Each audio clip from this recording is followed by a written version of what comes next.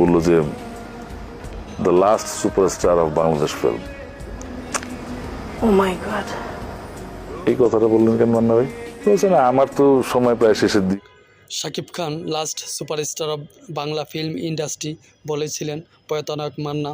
এক ইন্টারভিউতে ভিলেন শিব আসানো বলেন, নায়ক মান্না ভাই জীবিত থাকা অবস্থায় একদিন আমি আর মান্না ভাই করইতলায় শুটিং করছিলাম। তখন শাকিব খান পাশ দিয়ে গাড়ি নিয়ে যাচ্ছিলেন। তখন শাকিব খান আমাকে দেখে হাত নাড়িয়ে বললেন, দেখা করিস আমার সাথে, বলে চলে গেলেন।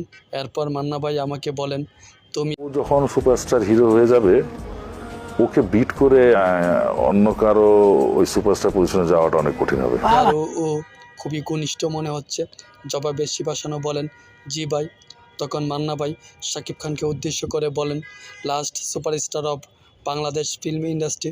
তখন এই কথা শুনে শিবাসানো বলেন, ভাই আপনি এই কথা কেন বললেন? তখন মান্না বলেন, আমি আর বাঁচব কয়দিন, তারপর তো একজন এই সিনেমার হাল ধরতে হবে, তাই না? তাছাড়া শাকিব সুপারস্টার স্থান দখল করার মতো ওর যথেষ্ট যোগ্যতা রয়েছে, ও পারবে। শাকিব দুর্দান্ত অভিনয় করে। প্রয়াত নায়ক মান্নার কথাই প্রমাণ হলো। মান্নার মৃত্যুর পর শাকিব খান ধীরে ধীরে হয়ে উঠলেন বাংলা ফিল্ম ইন্ডাস্ট্রির লাস্ট সুপারস্টার।